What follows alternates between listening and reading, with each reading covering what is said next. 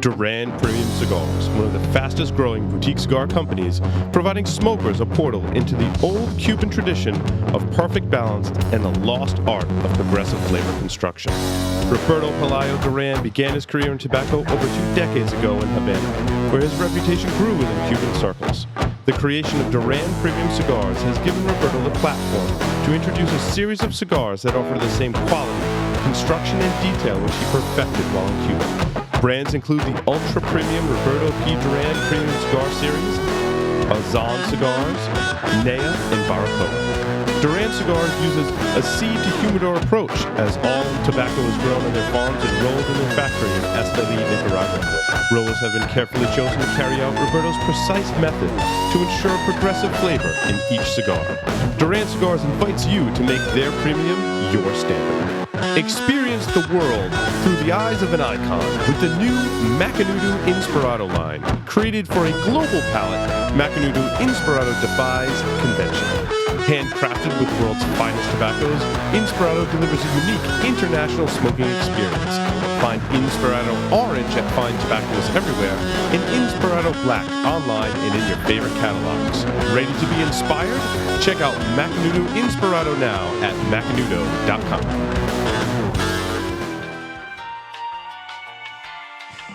Hey, Paul, what's up? What's up, Mark? Did you hear about the new cigar that's coming out? Which one is that? There's like 800 new ones every week. The one with the Connecticut broadleaf wrapper. Oh, really? I love Connecticut broadleaf. Who makes it? I think it's Nicaraguan. So, Nicaraguan binder and filler, or it's made in a factory in Nicaragua? I always have to Google these, and it's taking me like an hour to find out what it is. If this is a frequent conversation with your cigar buddies, look no further than Stogie Geeks News, the only cigar news podcast on the internet. Will Cooper, the man behind cigar-coop.com, and Paul Asadorian from the Stogie Geeks produce a weekly show covering the latest cigar news, new blends, cigar manufacturer announcements, and more. Subscribe to the video version on YouTube, or get the audio version in your favorite podcast catcher. Head on over to stogienews.tv to subscribe today.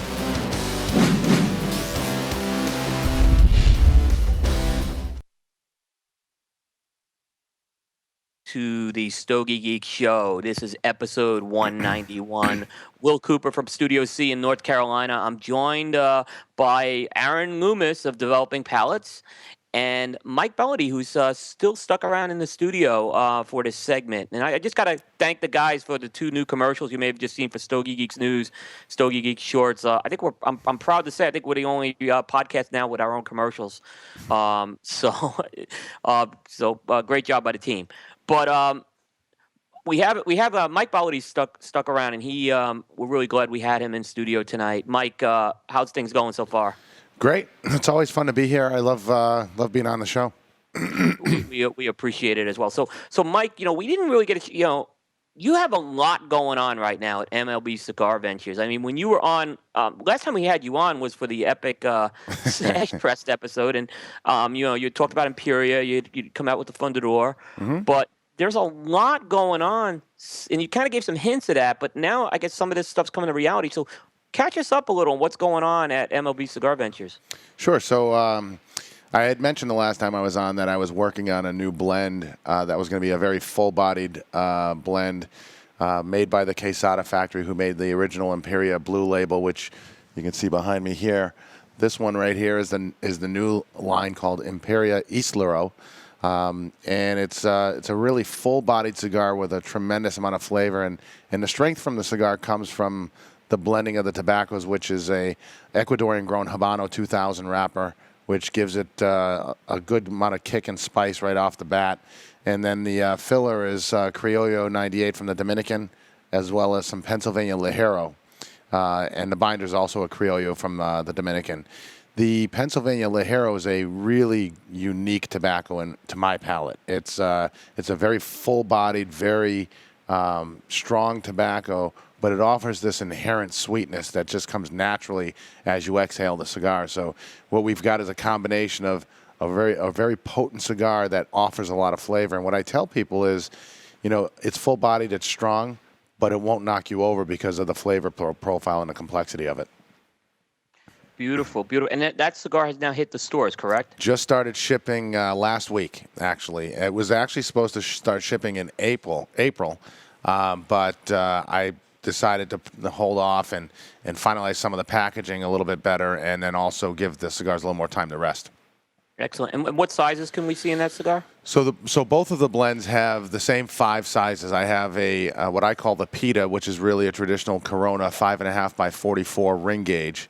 Then I have a Robusto, which is a 5 by 52, a Toro, which is a 6 by 50, the Gordo is a 6 by 60, and then the Fundador, which is a cigar that I originally made just for my own consumption with the original line, and then at events I'd hand them out, and people wanted me to sell them, so I started to put them in 10-count boxes back in December, and they've been a big hit. So rather than wait on this blend, I put them out right away. And that's a 7-inch cigar that ranges between a 33 and a 50 ring gauge. Excellent, excellent. And from what I understand, there's another cigar under the Imperia line coming out later this year. Okay, thanks. So, yeah, I've got another line coming out under a different brand. I'm bringing back a brand that's really been around since 1868. The brand is David P. Ehrlich, and anyone that's been around the retail side of the tobacco industry has heard of David P. Ehrlich. It's the second oldest tobacconist in the country, based out of Boston. And so my national sales manager is a gentleman by the name of Barry McDonald, who owns David P. Ehrlich. And I worked together with him on this blend, and it was pretty interesting how it came about. But we were out at IPCPR last year in New Orleans, and my booth happened to be 2 booths away from Ernesto Carrillo's. And David P. Ehrlich, the store, was actually one of the 3 or 4 first retailers in the country to bring in La Gloria Cubana when Ernesto launched that company. And so we walked over and we started talking with Ernesto, and right away we said we have an idea for a new project, and he said, give me a call right after the show, come down to Miami and let's do it. So we went into the planning process and the blending almost immediately, and we're releasing that out at IPCPR this year. It's going to be a medium to full-bodied cigar. It's got an Ecuadorian Sumatra wrapper. It's got the filler has got Nicaraguan tobacco from Esteli and Condega, and it also has a little bit of La Canela from the Dominican Republic, which gives it a little bit of sweetness and balances the blend out very nicely. And I'm really excited for the cigar. It's going to be a great cigar. And yeah, from what I remember when I read about this, if I'm not mistaken, you actually purchased your first cigar from this retailer, correct? I did. I was just out of college and worked in the financial district in Boston, Mass. And the store that they had was on Tremont Street, and so we're actually calling the cigar the David P. Ehrlich Tremont. We're using the exact same logo that was the original logo from 1868 that we've sort of doctored a little bit. The original logo had an old man in a top hat smoking a pipe. We took the pipe out and put a cigar in his mouth, and made it. We modernized it a little bit, but we're going to go. The packaging is going to be very old school, very regal, very in keeping with the history of David P. Ehrlich. Yeah, and for folks, if you want to look on Cigar Coop, we have a picture of the band from when that was announced, and it's Mike, that you nailed it. It's got that real old school feel to it, but yet it looks like it's something. There's a contemporary undertone to that, which I think is really cool. Folks need to check that out as well. Yeah, we're really excited for it. The cigars are rolled and they're resting comfortably right now at Ernesto's incredible aging run. If anyone's ever been down to Pro Cigar or done a tour of Ernesto's place in Santiago, he's probably got the nicest aging room I've ever seen. And they're sitting in there very comfortably, and we're just getting the boxes are being made, the bands are being produced, and we hope to have them out for the IPCPR. Excellent, excellent. Will Cooper here at Stogie Geeks episode 191. We're talking to Mike Bellody of MLB Cigar Ventures. Aaron, do you have any questions you want to ask? Yeah, I guess maybe a little bit more about the new cigar. When you were working with Ernesto, Mm-hmm. how did that work with the three different mindsets going into putting that blend together? Did anyone kind of jump out as the leader in that, or was it really truly a three-way partnership to put that together? It was a partnership for sure. I think Ernesto is obviously he's forgotten more about tobacco than I'll probably ever know. Right. So he really took our concept and sort of and came up with a few blends that we tested and tried, and we went back and forth a little bit. And actually, there was some disagreement early on which blend would be the one we would focus on, and then fully develop to make the final product. The one we ended up going with was sort of one we liked them all, frankly, but the one we ended up going with was one that I thought and Ernesto thought, and as well as Barry really offered. It's going to hit a lot more palates well. I think that it's a medium to full blend, but it's got a lot of flavor. And Ernesto's he's a genius when it comes to tobacco blending, and he's really well known for doing wonders with the Ecuadorian Sumatra wrapper. The other wrapper that he used on some of the blends was actually an Ecuadorian-grown HVA wrapper, which was very, and Will, you know this, but my original Imperia, the blue label, actually has a Dominican HVA wrapper. So it was pretty neat to taste the difference between those two wrappers just based on where they were grown. But I wanted to do something a little bit different. I didn't want it to be so close to the Imperia. I really want David Pierre to stand on its own and to be its own brand under the MLB Cigar Ventures umbrella. Nice. Excellent. Mike, so as far as David Pielrick, that we shipping before the show or after the show? It'll ship after the show. Okay. The cigars are done. We just have to. We're trying to get the bands ready. In fact, we may not even have the bands ready for the show. We may just be giving out unbanded samples to the folks. But I'm a stickler for making sure the bands are ready and right, and we want to make sure that they're going to be they're going to really present the product absolutely perfectly. Understood. So, Mike, your one thing I love is your company's slogan, and I'm going to see if I get it right. It's cigars for connoisseurs made by legends. That's actually, I may even use that. I say developed by legends, smoked by connoisseurs, but I like the way you said it better.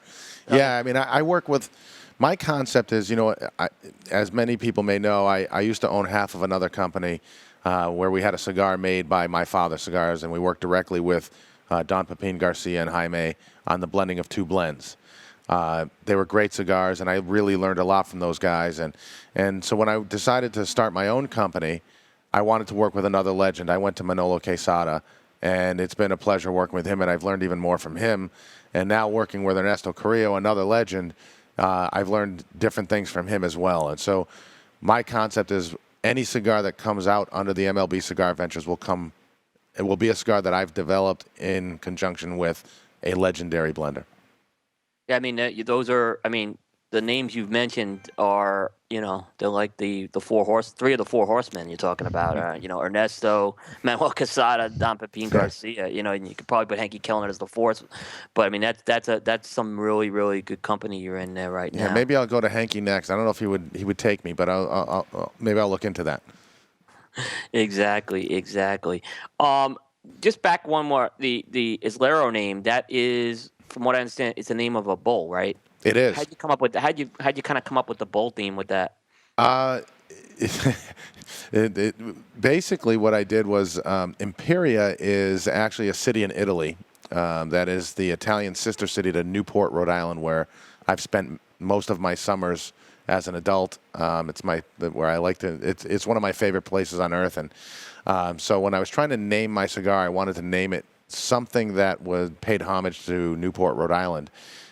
Can't call it Newport because there's a cigarette company. I would have a problem with that. So yeah. I went with Imperia because I like the way the names sound. I think it's a regal name, and so I chose Imperia because it is the sister city in Italy to Newport. Then I came up with the idea of maybe I should name some of my cigars after Italian supercars. And so I have a cigar coming out later this year called the Imperia Aventador, which is actually there's a Lamborghini by that name, and there was also years and years ago in the 60s a Lamborghini Islero. And the Islero and Aventador and Islero both Miura fighting bulls, and Islero is known as the bull that killed the Spanish bullfighter Manolete a long, long time ago, and was one of the top fighting bulls of all time. And so it just sort of happened that way. I was trying to keep in with the Italian city name and Lamborghini, and then I looked into what these names were, and they ended up being Miura Fighting Bulls.